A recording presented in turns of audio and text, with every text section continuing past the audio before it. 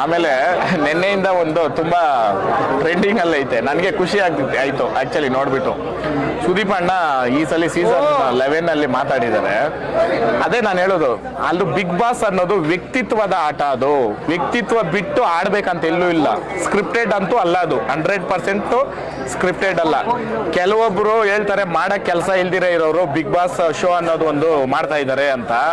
ದಯವಿಟ್ಟು ನೀವು ಅರ್ಥ ಮಾಡ್ಕೊಳ್ರಿ, 30 ವರ್ಷ 40 ವರ್ಷ ನಾವು ಈಚೆ ಕಡೆ ಏನ್ ಎಕ್ಸ್ಪೀರಿಯನ್ಸ್ ನಾವು ಮಾಡಬೇಕೋ ಅದು ಕೇವಲ 3 ತಿಂಗಳಲ್ಲಿ ಕಲಿಸುತ್ತೆ. ಯಾಕಂತಂದ್ರೆ ನಮ್ಮ ಸ್ನೇಹಿತರೆ, ನಮ್ಮ ಹಿತೈಷಿಗಳೇ ನಾವು ಗೆಲ್ತೀರಿ ಅಂತಂದ್ರೆ ಕಾಲು ಎಳಿತಾರೆ. ಚೆನ್ನಾಗಿ ಅರ್ಥ ಮಾಡ್ಕೊಳ್ರಿ, 200% ಸತ್ಯ ಅಲ್ವಾ?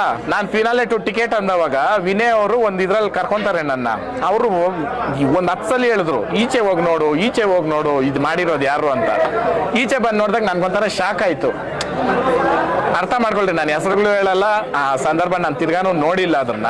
ಬಟ್ ಒಂದೊಂದು ಸಂದರ್ಭಗಳು ಹೆಂಗಿರ್ತೈತೆ ಅಂತಂದ್ರೆ, ಅದಕ್ಕೆ ಹೇಳೋದು, ಸ್ನೇಹ ಮಾಡಿದ್ರೆ ಉಪ್ಪು ತರ ಇರೋರ್ ಜೊತೆ ಮಾಡ್ರಿ. ಸಡನ್ ಆಗಿ ಮಾತಾಡ್ಬೇಕು, ಆನ್ ಸ್ಪಾಟ್ ಮಾತಾಡ್ತಾನೆ ನೋಡ್ರಿ, ಅವನ ಹತ್ರ ಏನು ಇರಲ್ಲ, ಯೋಚನೆ ಮಾಡಿ ಮಾತಾಡ್ತಾರೆ. ಶುಗರ್ ಕೋಟಿಂಗ್ ಮಾಡ್ಕೊಂಡು. ಉಪ್ಕ ಹುಳ ಬಿದ್ದಿರೋದು ಇತಿಹಾಸದಲ್ಲಿಲ್ಲ, ಸಕ್ಕರೆಕ ಸಿಹಿ ತಿಂಡಿಕ ಹುಳ ಬೀಳ್ದಿರ ಇರೋದು ಇತಿಹಾಸದಲ್ಲಿಲ್ಲ. ನಿಜನಾ? ಆ ಕಾರಣಕ್ಕ ಯಾರೋ ಅಣ್ಣ ಅಪ್ಪ ಚಿನ್ನ ರನ್ನ ಅಂತಾರಲ್ಲ, ಅಲ್ಲೇ ಇಕ್ತಾರೆ ಬಗ್ನಿಗ್ ಊಟ.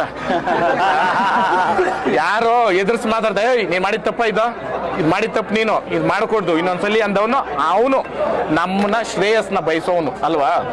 ಸುದೀಪ್ ಅಣ್ಣ ಇತ್ತೀಚೆಗೆ ಒಂದು ಮಾತು ಹೇಳವ್ರೆ, ಯಾರಾದ್ರೂ ಬೆಳಿಬೇಕಾದ್ರೆ ಒಳ್ಳೆ ಶತ್ರು ಇರ್ಬೇಕಂತೆ. ನಮ್ಮ ಆಪೋಸಿಟ್ ಒಳ್ಳೆ ಶತ್ರು ಇರ್ಬೇಕು. ನನಗಂತೂ ಶತ್ರುಗಳಿಲ್ಲ, ನನಗೆ ಶತ್ರುನೇ ಇಲ್ಲ. ನಾನು ಶತ್ರು ನನಗಿಂತ ಹೆಚ್ಚಾಗಿರ್ಬೇಕು, ಇಲ್ಲ ನನಗೆ ಸರ್ಸಾಮಾನ್ಯವಾಗಿರ್ಬೇಕು, ಎರಡೂ ಇಲ್ಲ. ನಾನು ಹೆಂಗ್ ತಗೊಂಡ್ಲಿ ಶತ್ರು ಅಂತ ಅಲ್ವಾ? ನನಗೆ ಶತ್ರುಗಳಿಲ್ಲ. ಅವು ಕ್ರಿಮಿ ಕೀಟ ಅದೇನೋ ಹೇಳ್ತಾರಲ್ಲ, ಹುಳ, ಅವುಗಳವೆ. ಅವು ಯಾವ ಮುಂದೆ ಮಾತಾಡೋವಲ್ಲ. ಮುಂದೆ ಮಾತಾಡೋನು ಅಪ್ಪನ್ ಕುಡ್ದವನು, ಹಿಂದೆ ಮಾತಾಡೋನು ಕಂಡವನು ಕುಡ್ದವನು. ಕರೆಕ್ಟಾ? ಹೌದಾ ಇಲ್ಲ? ಅಪ್ಪನ್ ಕುಡ್ದವನು ಮುಂದೆ ಬಾಕ್ಲಿಂದ ಬರ್ತಾನೆ, ಮಿಂಡ್ರಿ ಕುಡ್ದವನು ಹಿಂದೆ ಬಾಕ್ಲಿಂದ ಹೋಗ್ತಾನೆ.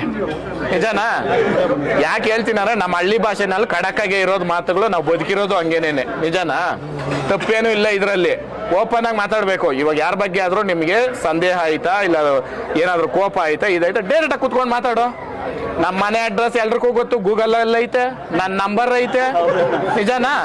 ಯಾರಪ್ಪ ಕೊಟ್ಟಿರೋದು ಸೋಷಿಯಲ್ ಮೀಡಿಯಾನಾಗ ಇವೆಲ್ಲಾನು? ಮನೆ ಹತ್ರಕ್ಕೆ ಇಬ್ರು ಬಂದ್ರೆ ಎಸ್ಕಟ್ ಫೋನ್ ಮಾಡ್ತಾರೆ, ಯಾವ್ದಕ್ಕ 100ಕ, ಸರ್ ಬನ್ರಿ ಸರ್, ಮನೆ ಹತ್ರ ಯಾರೋ ಬಂದ್ಬಿಟ್ಟಿದ್ದಾರೆ ಗೊತ್ತಿಲ್ಲದೆ ಇರೋರು ಅಂತ ಅಲ್ವಾ? ಇವತ್ತು ನಾನು ಬೌನ್ಸರ್ ಬೇಕು, ನನ್ ಕೈಲ್ಲ ಗನ್ ಮ್ಯಾನ್ ಬೇಕು ಅಂತ ನಾನು ಓಡಾಡಲ್ಲ. ಭಗವಂತನ ಎಲ್ಲಾ ಕೊಟ್ಟವನೇ, 2 ಮಾತು ಹೇಳಲ್ಲ ನಾನು. ಭಗವಂತನ ನನ್ಗೆ ಎಲ್ಲಾ ಭಾಗದಲ್ಲೂ ಕೊಟ್ಟವನೇ. ಒಳ್ಳೆ ಸ್ನೇಹ ಗಳಿಸ್ಕೊಂಡಿದ್ದೀನಿ, ಜನಗಳೇ ನನ್ಕ ಎಲ್ಲ ಅಲ್ವಾ? ಅವ್ರ ಅವತ್ತು ಬೆಳೆಸಿದ್ಕ ಹೊರತೂರು ಸಂತೋಷ ಅಂತ ಇವತ್ತು ನಾನು ಗುರ್ಸ್ಕೊಂಡಿರೋದು. ನಾನು ಸಾಯೋವರೆಗೂ ನಾನು ಮರೆಯಲ್ಲ, ನಾನು ಚಿರಋಣಿ. ಕೆಲವೊಬ್ರು ನನ್ನ ಗೊತ್ತಿಲ್ದಿರ ನಾನು ಯಾರು ಒಡವೆ ಆದ್ರೂ ತಿಂದಿದ್ರೆ, ಇಲ್ಲ ಯಾರಿಗಾದ್ರೂ ಮೋಸ ಮಾಡಿದ್ರೆ ಮಾತಾಡ್ರಿ, ನೀವು ಕಮೆಂಟ್ ಹಾಕ್ರಿ, ಒಪ್ಕೊಂತೀನಿ ನಾನು. ಏನು ಮಾಡ್ದಿರ ಗೊತ್ತಿಲ್ದಿರ ಯಾರೋ ಕೆಲವು ಅವಿವೇಕಿಗಳ ಮಾತುಗಳು ಕೇಳ್ಕೊಂಡು ಒಂದು ಜನಾನ ಕೆಡಿಸ್ತಾ ಇರೋದು ಇವತ್ತು ಒಂದು ಜಾತಿ, ಇನ್ನ ಒಂದು ರಾಜಕೀಯ. ಇವೆರಡೂ ನಾರ್ಮಲ್ ಮನುಷ್ಯನ್ಗೆ ಅವಶ್ಯಕತೆ ಇಲ್ಲ, ಆಯ್ತಣ್ಣ? ಆ ಕಾರಣಕ್ಕೆ ಇವೆರಡನ್ನ ಇಟ್ಕೊಂಡು ಬೇರೆ ರೀತಿನಲ್ಲಿ ಮಾಡಬೇಕು ಅಂತ ಮಾಡ್ತಾವ್ರೆ. ಅದಕ್ಕೆಲ್ಲಾನು ಭಗವಂತ ನಾನು ಉತ್ತರ ಕೊಡ್ತಾನೆ.